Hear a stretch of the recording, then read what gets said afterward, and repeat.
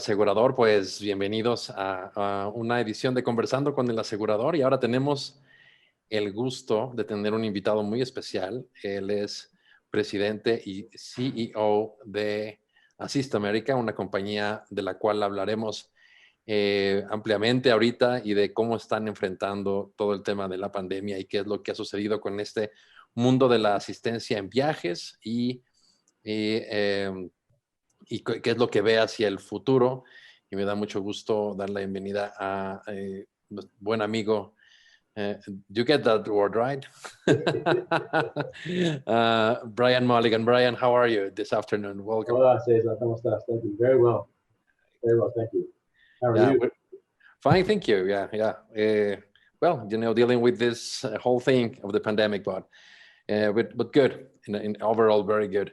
So thank you for being here this afternoon with us and our audience in Mexico and Latin America. So I would start by asking you, what is Assist America? What is the reach of the company and what does it do? Okay. Assist America is a emergency travel assistance company.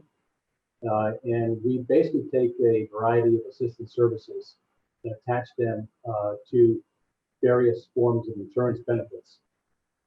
So the main types of services we provide are evacuation services, repatriation services after injury, bringing mortal remains back home after a death, and just about any type of travel emergency that you can think of is what our services essentially include. And as I said, we take that and we combine that with the power of the insured benefits that insurance companies offer on a group basis or an individual basis. And we have this service available pretty much globally. We have, I'm speaking to you this afternoon from our headquarters here in Princeton, New Jersey, but we operate also an office out of Beijing in China. We have a center in Bangkok, Thailand, Mumbai, India, and Manila in the Philippines. And we also have operations centered in Beirut in Lebanon, and we handle the GCC and MENA region there. So we basically take those types of assistance services, and we are working with insurers really across the globe to take care of their members when they're traveling. Yeah. So how has been the experience? I mean, traveling is one of the areas that have, I think, the strongest impact due to the pandemic. So how has been the experience of COVID-19 for Assist America? Yeah, it's really kind of complicated our abilities to deliver services. Not so much on the ability to deliver services, but the actual how you carry out the services. As you well know, many countries have imposed or closed their borders, not letting anybody in, not letting anybody out. So when the pandemic first hit, we had travelers that were literally stranded across the globe trying to get back to their home country. And we were then dealing with how do we get them into the country when their borders are in fact closed. So serious complications, serious disruption to how we can move people and the speed at which we can move people and the approval processes that we have to go through to move people. So that impacted on services. And the other thing that impacted on services is that we typically have patients or members that require medical escorts. So they need medical support during the transport. When borders were closed, you had various quarantine issues. So anybody entering the country, you have to quarantine 14 days. And anybody leaving would be 14 days.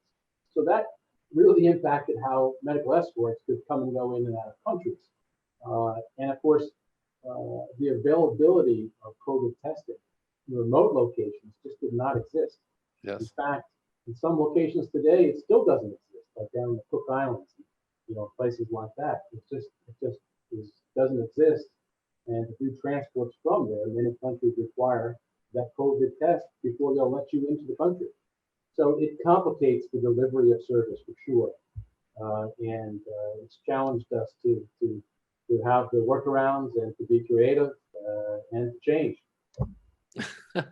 I suppose that, yeah. I think it would be very complicated for you. And but what has been the going with the market itself, with the demand of all your service, with your organization, and with the planning of travel? How do you see that right now? How was it in this last 8 months, and how do you look at in the future? Well, we have a saying here that basically there's two things you can be certain of, and that's paying taxes and dying. During COVID, I had two more things to that. One, the pandemic is going to end. We know that. We don't know when, but it is going to. And the second piece is, regardless of when it ends, we know that people will always want to travel and explore.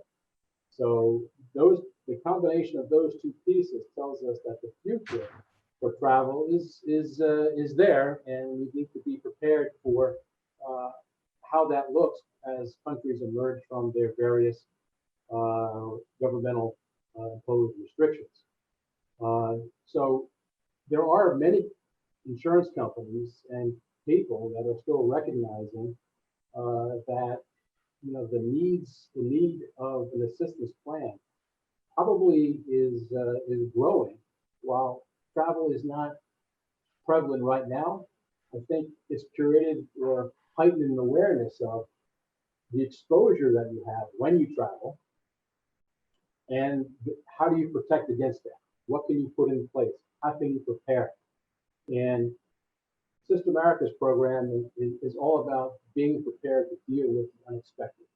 And so I think as difficult as the situation is today with the level of travel that we're seeing, I still believe that as we begin to emerge from this, we're going to see that travel get back to where it was.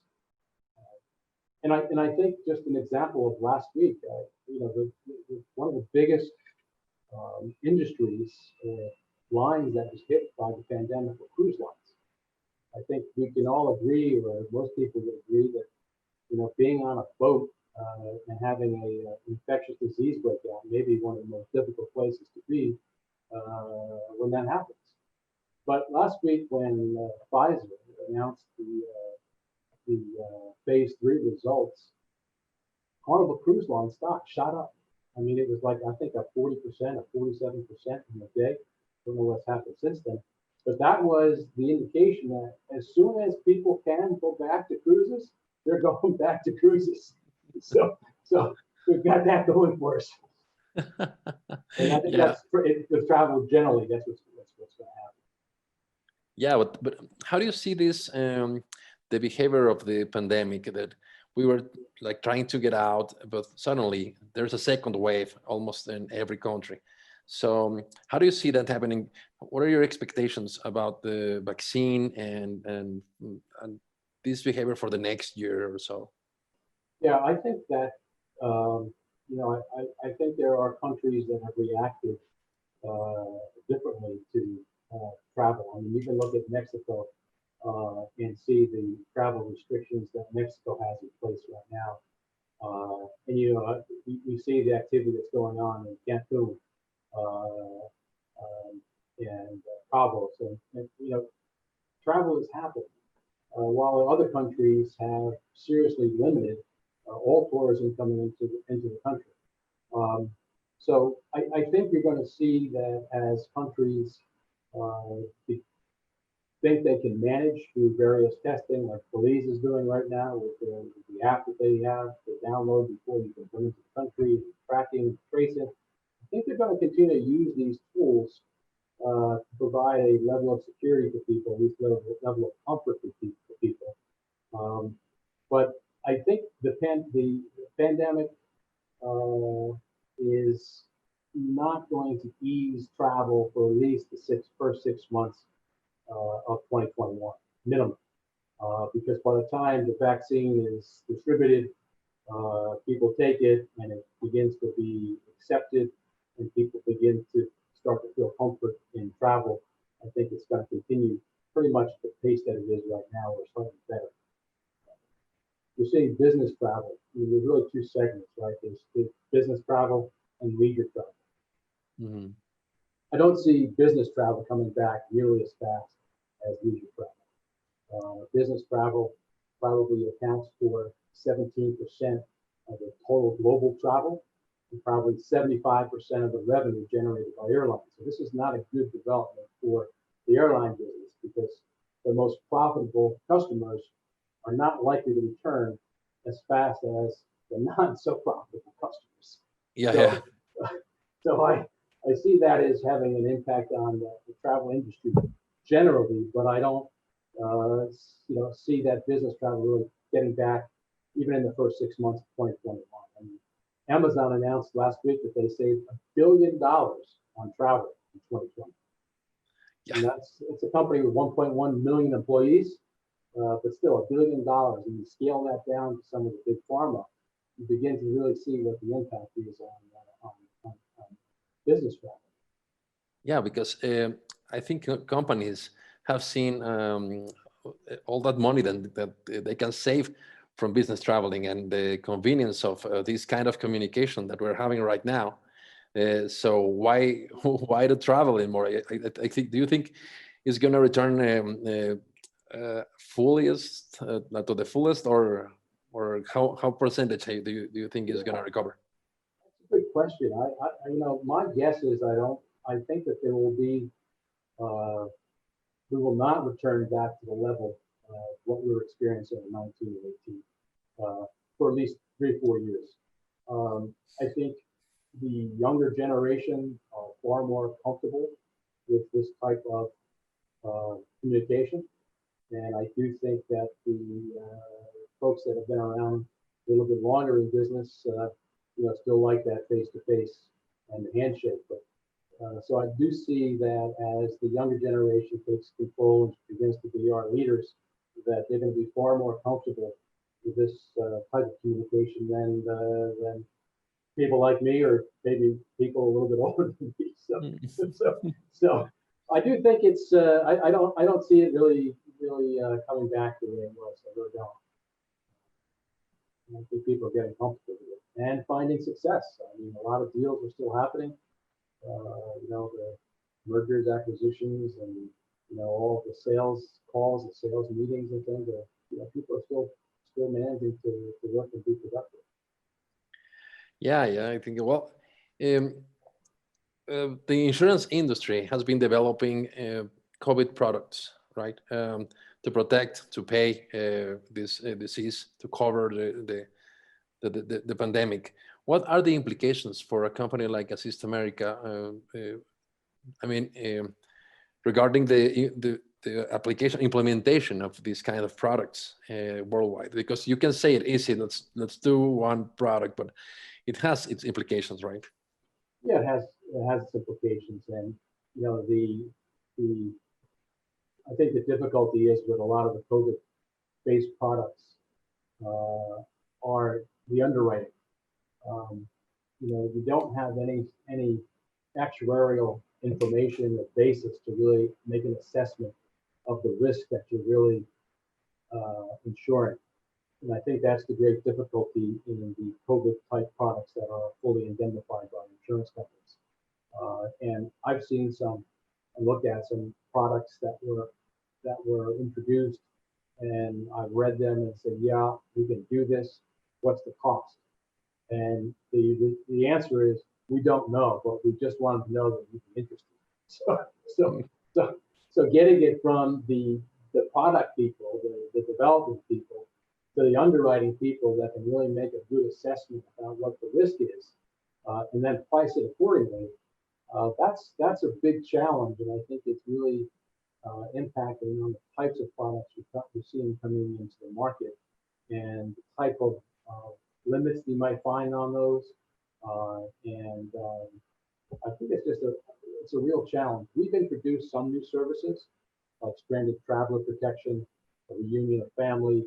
We're doing things that we can help ease the sort of the governmental restrictions or regulations that are there that impede the ability to move people around. So we've introduced some new services that are designed to actually deal and focus on that specific problem that travelers have, whether it's dealing with the embassies or consulate offices globally to be able to do things. But it's a very challenging pandemic, COVID type products, very, very challenging. And who knows what the level of profitability is going to be, and what companies are going to incur losses or make some gains on it. And some countries are mandating that you have insurance products that are designed for COVID times. Mm-hmm. So how did this affect the costs for a company like you? Because I think I can imagine that it's more expensive to move a patient with COVID from one country to another, and all the restrictions and well, everything has a cost. How is it affecting the operation? Yeah, I would say that our probably costs per case are probably up somewhere around 30 to 40%. And in some cases, it's 200%. And one of the services that we provide is the return of mortal remains. So if you die overseas or overseas foreign workers will bring the body back home. And during the height of the pandemic, airline freight charges were probably 4 to 5 times what they normally are, just because the infrequency of flights and demand for that space on the flight. So we saw a lot of escalations, and I think a lot of companies, anytime there's I don't think this is, I think it's just about every industry, when there's a hurricane like you guys are experiencing down your way, the price of things that you need to respond to the hurricane, like lumber and all those kind of things, goes up. And there's no difference for us in the assistance business. Anything that we need to be able to deliver during difficult times, the price is going to go up, even while the demand for that may be down because of the less frequent number of trips. But the price goes up, and it takes a lot of time to negotiate with the providers to make sure you're getting a fair price and getting the commitment for services that we're accustomed to get. Yeah. Well, I was right then. More expensive. Sure. Sure. So from your perspective, how do you see the insurance business in Latin America? I mean, you have this whole vision for the global operation of Assist America, but specifically for Latin America, how do you see the market recovering, or how do you feel it's going to be in the next year or so? Yeah. Forecasting, exactly when we're going to see the countries return to the number of trips and travelers is difficult to project and forecast. But the thing that is encouraging to me is when I look back at the year on year, 16, 17, 18, and 19, throughout Latin America, what you were seeing were significant increases in travel within those countries, and a lot of countries like Honduras had really focused on increasing the number of tourists coming into Honduras. El Salvador the same way, and you saw that increase. And Belize is another good example. Of course, Mexico is hugely popular for the states. So the one thing that was really encouraging was looking at those countries. It was definitely opportunities for increase in travel, because the numbers were increasing sometimes 1 million tourists per year for some of the countries. So I see that as a very positive trend, and I also see that once we can restore some confidence in travel, I think we'll get back on track to getting back to the 2019 numbers. I saw a statistic the other day that said that between I think it was January of 2020 to I think the end of October, there was 1.2 billion air travelers this year, which is a significant number. And yes, it also said that the total number of confirmed cases of COVID generated from air travel itself was somewhere in the area of 50 to 55 cases. Really? So, and then there's also some recent stats that talk about the likelihood of getting COVID on a short haul trip, 2-hour trip. And they primarily looked at the A320 and the 737 planes that have the 3 seats aisle and then 3 seats. And I think there's this guy out at MIT, probably a lot smarter than me, at least can add his track, said that the likelihood of getting infected on one of those flights was 1 out of 4,400 when the middle seat was full and people were wearing masks. And then it went down to 1 out of 7,700 when the middle seat was empty. Wow. So I think, those kind of numbers, I think, will eventually make it into some type of dialogue that's going on in the travel industry, the travel agents and people generally. So I look at it as the ability to get confidence back in travel, with the safety of travel. I think that's going to come back as soon as we can get the vaccines moving. And I think a lot of people project it's 2024 before we're going to see travel get back to 2019 levels. And I mean, they're paid to forecast. I'm not, but my personal opinion is that's too far out to be able to predict. I can't. When we do planning, it's you have a 5-year plan. That's so difficult to do. So we're looking at 4 years out what the travel situation is going to be. And I come back to people want to travel. I mean, if you look at what the surveys of Mexicans who were asked about travel, 50% of them were basically ready to hit the road as soon as they possibly could. So yeah. I think it's going to be a lot faster than people think. Yeah, I mean, you and I are one of those people who are eager to get back on the plane. I think yes. With all the amount of traveling that you do every year. I mean, when I contact you, you are either in China or any other country. So, yeah. What is there anything you've seen worldwide that has called your attention in terms of some kind of safety measures? Like, I mean, something like China, who was the first one getting this pandemic. Have you seen any good practice there that will will move to another country or our region? Yeah, I think, the one remarkable thing about China is that was a mask-wearing country before COVID-19 for a variety of other reasons. And it also is a country where where the people are very compliant. And it's similar to Taiwan. Taiwan is probably one of the more extreme cases of a country where if you tell somebody what to do, they absolutely will do it. Mm-hmm. And Japan is like that. South Korea to a little lesser extent, but in China, it's also a very compliant society. And they were able to implement and control movement of people like no other country that I've seen. India was not able to manage it nearly as successfully.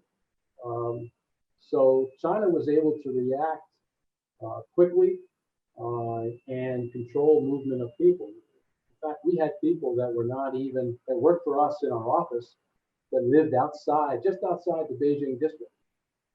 And they were not able to come to and from work because they had to cross the district or province line. And for you, Mexico City, if you just lived outside, imagine not being able to enter Mexico City because you just live right outside the border. Mm-hmm. I mean, that's very difficult to manage from a government standpoint, enforcement standpoint. But there, the people do it naturally, not naturally, but because that's what they're accustomed. They follow the directions. So yes.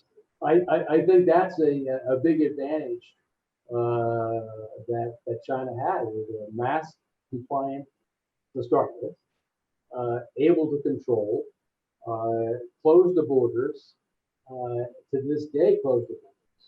So, and at the same time, being able to promote massive domestic travel.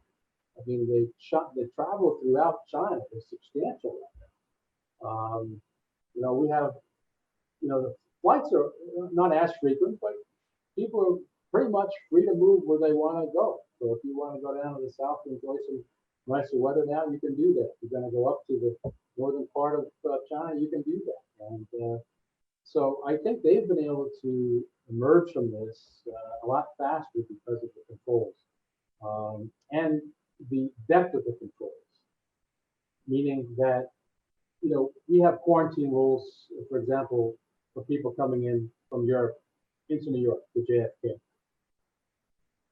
I talk to friends that come in, I say, what was the situation like when you came in? And we came in at 11 p.m. and they just waved us through. Right? Yes. Just waved us through. Okay, good. Have a good time. Go ahead. Yeah, no. By the way, 14 days, be careful. You know, and then you got other countries where when you come in, they bring you to a government hotel, put you in the room, and you got a one-way key. You can get into the room once, but you're never getting back in again. Okay. That's it. So there are obviously different ways to different perspectives on these types of things, but you can just see, you know, how the China example, the Taiwan example, the Japan example, you know, it makes a difference. And the uptick that we see now, I mean, some people say it's because of this, you know, a strand that's coming in from Europe.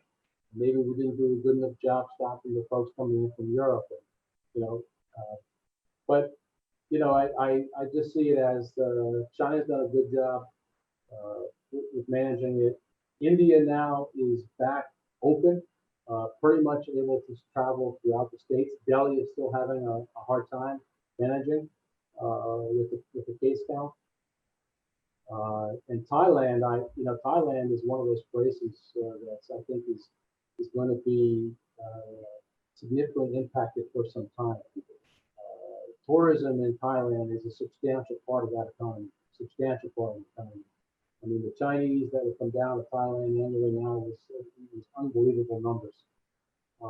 And Thailand's borders are 100% closed, and we're also experiencing, you know, some political unrest with challenges on the monarchy side, and you know, students protesting similar to what was happening in Hong Kong.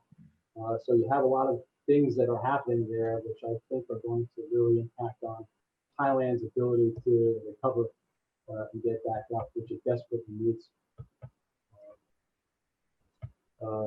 My friends in the Middle East, we continue to see that the movement of people throughout the Middle East is easing somewhat, but still pretty significant travel restrictions there, and pretty good success with keeping people where they're supposed to be.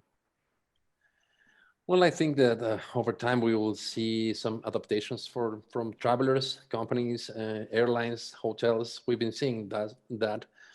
But the last thing I would like to ask you is, we have this, when you see the risk maps that the reinsurance companies just to do, you could see this big ball that said pandemic, but I think we never took it like seriously. We were like, no, it's, if it comes up, we'll have control of it right away. We didn't expect a year or more than a year of this happening. What would you think are the lessons from this event? What should we learn in order to see the future and this and other kinds of risks? Yeah, I think that this definitely teaches us that what your plans as a company, as a business, have to look far beyond what's in front of you and really look at what the disruptions are and what they can be. No, I don't think I had any thought of really what the global pandemic would do to our ability to move freely across the globe. Never really was a significant thought. So I think what this does is it really teaches us the interconnectivity, the interdependence that we have on each other. as people and as countries, and to be mindful of that as we plan our exit strategies in terms of how we get people out, and how we move people around, what we do in border closings, and to give a lot more thought and attention to those serious disruptive forces which we have no control over, and to be able to react quicker than we did this time. And even from business continuity plans, business interruption plans, this was disruptive to everything that companies had continued to survive and operate. So I think it definitely gives us pause to say, okay, this happened in 2020. No, nothing saying it's not going to happen in 2022 or 2025. How do we manage it? We can't. We have plans, and God changes them. That's it. Exactly. Well, Ryan, before letting you go, is there anything I didn't ask that you would like to comment about your future, your plans? I'm just glad you didn't ask me about the election. No, it wasn't in my notes. No, I it's my pleasure to spend some time with you and to give you my perspective on things, and I just look forward to the day that we can all get back out and travel and explore with confidence, and I think with plans like what we offer is a great asset to people that are out there traveling, great protection, and I just look forward to the opportunity to continue to bring assistance to travelers that need it, and to be reactive and to be proactive and to sort out how we can best deliver our services. So I look forward to seeing you back in Mexico or down in Latin America. We had some great plans this year for travel, which all got canceled, and looking forward to making a return there as soon as I can.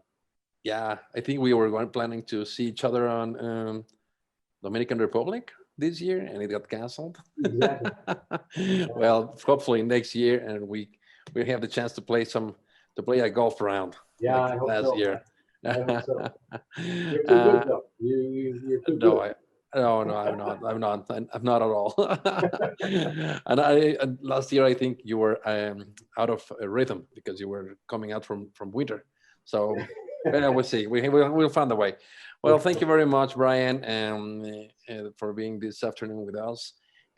For people who is watching us, this conversation will be translated, subtitled, and put on YouTube, so you can fully watch it in Spanish. So thank you very much, Brian. Thank you for being with us, and have a great afternoon, a great week. My pleasure. Thank you. Okay, thank you. Thank you very much. Yeah, cheers.